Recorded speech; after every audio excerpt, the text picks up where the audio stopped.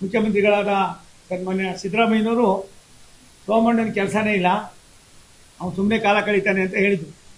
ಸಿದ್ದರಾಮಯ್ಯನವರು ಮಾತೆತ್ತರೆ ಸೋಮಣ್ಣ ಅಂತಾರೆ. ಅದೆಲ್ಲ ಏರ್ಪೋರ್ಟಲ್ಲಿ ನಿಂತ್ಕೊಂಡು ಅವ್ನಿಗೇನು ಫೈಲೇ ಬರೋಲ್ಲ ರೀ. ನಿಜ, ನಮ್ಗೆ ಯಾವುದು ಫೈಲ್ ಬರೋಲ್ಲ, ಎಲ್ಲ ನಿಮ್ಮ ಮನೆಗೆ ಬರ್ತಾವ. ನೀವೇ ದೇವರ? ಭಾರತ ಸರ್ಕಾರ ಇಲ್ಲಿ ಕುಳಿತಿರ್ತಕ್ಕಂಥ ಅಧಿಕಾರಿಗಳು ಯಾರಿದ್ದಾರೆ, ನಮ್ಮ ಅಧಿಕಾರಿಗಳು 500 ಕೋಟಿ ರೂಪಾಯಿವರೆಗೂ ಕೂಡ ಅವರೇ ಕೆಲಸ ಮಾಡಬೇಕು. ನಮ್ಗೆ ಯಾವುದೂ ಟೆಂಡರ್ ಬರೋದಿಲ್ಲ. ನಮ್ಗೆ ಬೇಕಾದವ್ರು ಕೊಡೋದಕ್ಕೆ ಪರ್ಸೆಂಟೇಜ್ ಫಿಕ್ಸ್ ಮಾಡೋ ಪರಿಸ್ಥಿತಿ ಇಲ್ಲ. ಈಗೋ ಪ್ರಾಬ್ಲಮ್ ಅನ್ನೋದಕ್ಕಿಂತ ಹೆಚ್ಚಾಗಿ ಅವ್ರು ಎಲ್ಲೋ ಒಂದು ಕಡೆ ನಮ್ಮನ್ನ ಅವ್ರಿಗೆ ಬೇರೆ ಗೊತ್ತಿಲ್ಲ.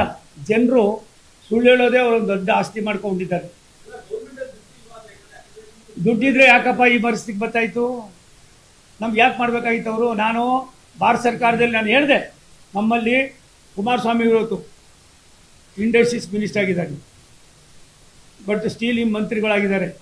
1,000 ಕೋಟಿ ರೂಪಾಯಿ ಕೆಲಸ ಮಾಡ್ಬೇಕಾದ್ರೆ 1,000 ಕೋಟಿ ರೂಪಾಯಿಂದ ಸಂಪನ್ಮೂಲ ಇದ್ರೆ ಮಾತ್ರನೇ.